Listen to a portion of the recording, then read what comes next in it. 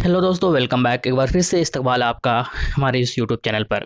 आइए बात करेंगे, बिहार के अंदर इलेक्शन है और बिहार के अंदर इलेक्शन जब होता है तो रोज़ाना वहाँ पर कुछ न कुछ घटते रहता है, जबकि वहाँ का रिजल्ट या चुनाव का जो फाइनल परिणाम है वो ना आ जाए।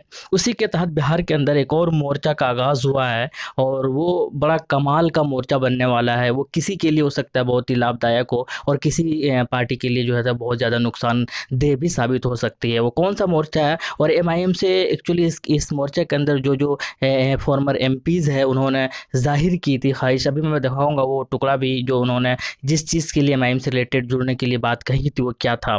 और बेसिकली इसका थीम जो है वो एनडीए और महागठबंधन के खिलाफ उतारेगा अपना मोर्चा। और इनका साफ कहना है कि हम अब उसकी इस चीज़ को भी देखेंगे इस वीडियो के अंदर। इनका साफ कहना है कि एनडीए और महागठबंधन जो है वो कभी भी बिहार की तरक्की नहीं कर सकता। तो आइए देखते हैं वो क्या क्या है और कैसे कैसे होगा। इन सारी चीज़ों को हम लोग इस वीडियो के अंदर डिस्कशन करने वाले हैं। उससे पहले कि हम लोग टॉपिक पर आए, एक छोटा सा हम लोग एक इन्फॉर्मेशन ले लेते हैं। तो बहुत तेज़ी से बढ़ रहा है केस। किस तरीके से अगर बिहार की बात की जाए तो ये जो कोरोना, अगर पूरे इंडिया की बात की जाए तो ये जो कोरोना है बहुत तेज़ी से फैल रहा है। और अब तक का सबसे हाईएस्ट जो केस है वो 24 घंटे के अंदर वो पिछले 24 घंटा रहा। जिससे आप देख सकते हैं इंडिया की बात की जाए तो ये 20,131 केसेस आया था यहाँ पर पिछले 24 घंटा के अंदर, जो कि बहुत ही ज़्यादा तनावपूर्ण और जो कह सकते हैं कि दुख करने वाली बातें हैं हमारे देश के लिए। तो इसी को लेकर कुछ लोगों ने भी कहा था कि जिस तरीके से बिहार के अंदर सब चुनाव की तैयारी कर रहे हैं,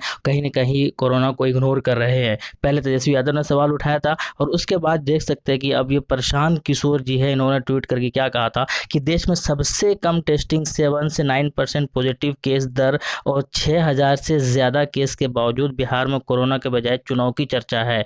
3 महीने में कोरोना के डर से अपने आवास से ना निकलने वाले नीतीश कुमार समझते हैं कि लोगों के घरों में निकलकर चुनाव में भाग लेने से कोई खतरा नहीं है। तो इस तरीके से सवाल भी कर रहे हैं कुछ। पहले तेजस्वी यादव ने सवाल किया था कि चुनाव कितनी जल्दी क्या है, चुनाव क्यों कराना चाहते हैं। हालांकि चुनाव की जो चुनाव आयोग जो है वो उनकी तैयारी जारी है और बहुत जल्द बहुत सारी चीज़ें डेट वगैरह का भी अनाउंस करने वाले हैं। वापस आते हैं अपने टॉपिक पर। तीसरा मोर्चा क्या है और तीसरा मोर्चा को किसने अनाउंस किया था, तो ये देख सकते हैं कि यशवंत सिन्हा है। Yashwant Sinha announces a new political front in Bihar.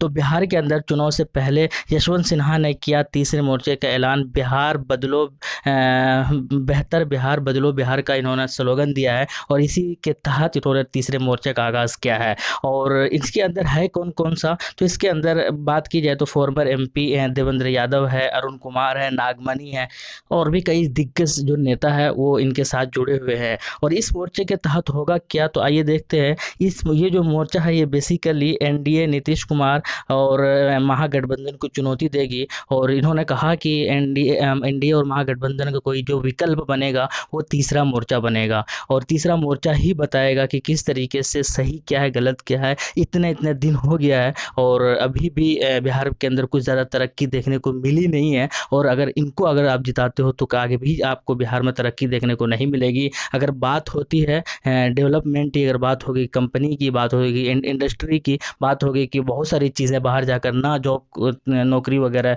या लेबर वगैरह का काम करें, तो बिहार के अंदर नीतीश को और महागठबंधन दोनों को ही हटाना होगा। इनका बेसिकली यही चीज़ें हैं। इसी के तहत इन्होंने जो है तीसरा मोर्चा निकाला है। और इसके अंदर जो मोर्चा निकाला है, जो कुछ नाम है, नागमणि, अरुण कुमार, देवेंद्र यादव, ये कौन लोग हैं? ये वो लोग हैं जो कभी एमआईएम से जुड़ने की ख्वाहिश की थी। आप ये आर्टिकल देख सकते हैं कि अब ओवैसी के एमआईएम में जाएंगे पूर्व केंद्रीय मंत्री। तो ये पूर्व जो केंद्रीय मंत्री है ये वही है, नागमणि ही है। नागमणि ने ये ख्वाहिश जाहिर की थी कि एमआईएम के अंदर जुड़ना है, जुड़ने की ख्वाहिश है। और एमआईएम ही अभी जो है वो देश का सबसे बेहतर जो लीडर है, एमआईएम के ही लीडर है। उन्होंने ये भी साफ कहा था कि देश का अगर कोई सबसे बेहतर किसी के अंदर कैपेसिटी है कि वो देश का प्राइम मिनिस्टर बने तो वो असदुद्दीन ओवैसी ही है। साफ साफ लफ्ज़ों में कहा था। उन्होंने ये भी कहा था कि हम भी शामिल होंगे और मेरे साथ कई दिग्गज और नेता जो है वो मेरे साथ शामिल होगा एआईएमआईएम के अंदर। हालांकि शामिल तो शायद नहीं हो रहे हैं, लेकिन ये तीसरा मोर्चा ये लोग मिलकर जरूर बना रहे हैं। अब वो तीसरा मोर्चा क्या एमआईएम के साथ गठबंधन करेगी,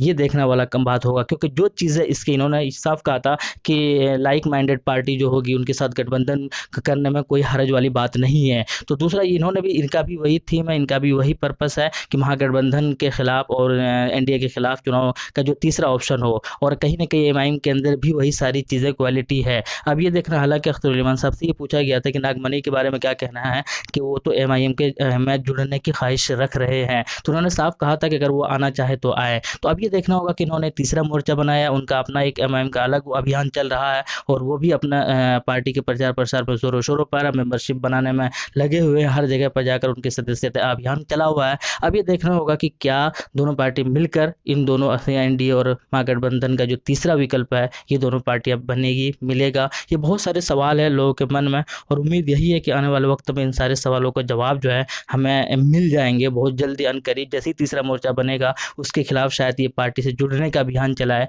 और वहां पर रिजल्ट है। हालांकि एमआईएम की तरफ से अगर बात की जाए तो कई लोगों का ये भी मानना है कि हम लोग कुछ बातें कर रहे हैं, और कुछ लोगों का ये भी मानना है कि हम लोग नागमनी से भी कांटेक्ट कर रहे हैं। तो अब ये देखना होगा कि क्या होता है, क्या नहीं होता है, कौन किससे जुड़ता है, कौन महागठबंधन के अंदर रहता है, कौन नहीं रहता है। उधर दूसरी ओर मांझी जी ने भी 7 दिनों का मोहलत लिया था, इसमें से 3 दिन तो आज हो चुके हैं। बाकी 4 दिनों के अंदर अगर कोऑर्डिनेशन कमेटी बनती है तो शायद मांझी भी महागठबंधन के अंदर रहे, नहीं तो या फिर वो एनडीए या फिर इसी तीसरे मोर्चे में शामिल होने के उनके भी प्रोबेबिलिटी है। तो अब ये देखना होगा क्या होता है। आए दिन बिहार की राजनीति पॉलिटिक्स बदलती रहती है, और जैसे जैसे दिन करीब होगा और भी आपको नई नई चीज़ें जो है वो बिहार के अंदर, बिहार के पॉलिटिक्स में देखने को मिलता रहेगा। कौन किसके साथ जुड़ेगा, कौन किससे अलग होगा, ये कोई नई बात नहीं है बिहार के अंदर, ये सब पुरानी बातें हैं, और हमेशा ऐसा ही होता आया है। और इस बार भी शायद आपको अगर ऐसे ही देखने को मिले तो किसी को भी हैरानी नहीं होगी। आप क्या कहते हैं, क्या इनके तीसरा जो मोर्चा है इनके साथ एमआईएम को जुड़ना चाहिए, या फिर इनके साथ मिलकर गठबंधन करके चुनाव लड़ना चाहिए, या फिर किसी और पार्टी के साथ, या फिर अकेले? आप क्या कहते हैं कमेंट सेक्शन में अपनी राय ज़रूर दें।